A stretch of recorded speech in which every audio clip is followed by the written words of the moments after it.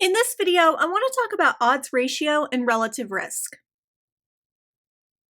Let's start with the idea of just odds.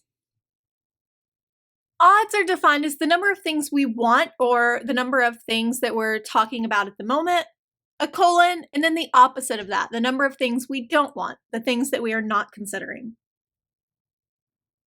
Let's go back to the table we were looking at in the previous video.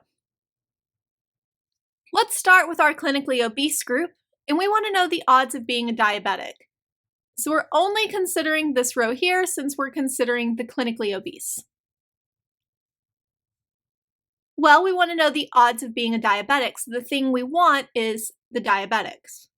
So we have 20 with diabetes, a colon, and the things we're not considering, the things we don't want, not diabetes, 10. So if you're clinically obese, the odds of having diabetes is 20 to 10. Next, I'm going to assume you are not clinically obese, and I want to know the odds of being a diabetic. Well, there are 20 people with diabetes and 50 without. So if you're not clinically obese, the odds of being a diabetic would be 20 to 50.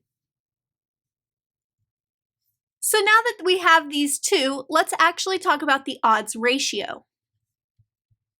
That would be the ratio between these two odds. So for a ratio, we do 20 over 10 for the first one, divided by 20 over 50 for the second one. Well, when we divide fractions, we flip and multiply, so 20 over 10 times 50 over 20. And if you work this out and simplify it, you get 5. So my odds ratio is 5. What this means is that individuals who are obese have 5 times the odds of having diabetes compared to individuals who are not obese. So this is the idea of odds ratio. We have two odds broken down by some kind of characteristic, in this case, clinically obese and not clinically obese, and then we just divide those two odds.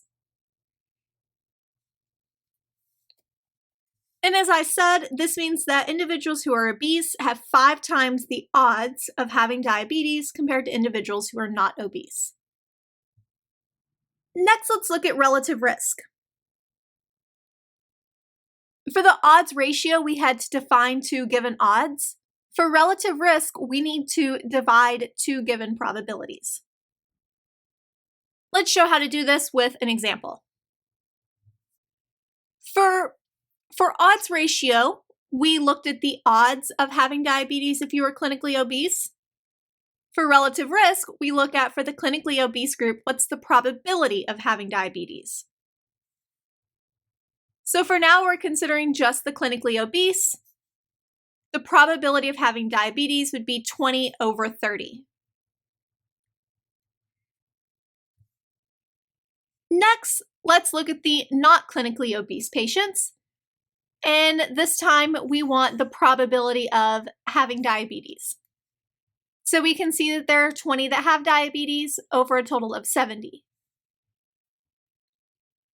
So my relative risk divides these two probabilities, 20 over 30 divided by 20 over 70. Dividing fractions means you take the top times flip the bottom over. And if you work this out and simplifying it, you have 2.33. So this tells me that individuals who are obese have 2.33 times the risk of having diabetes compared to individuals who are not obese. So the only difference between odds ratio and relative risk are if you use odds or probability. The odds ratio told me the odds of having diabetes when you were obese compared to not obese. The relative risk, the one that looks at probability, talks about the risk of having diabetes, whether you are obese or not obese.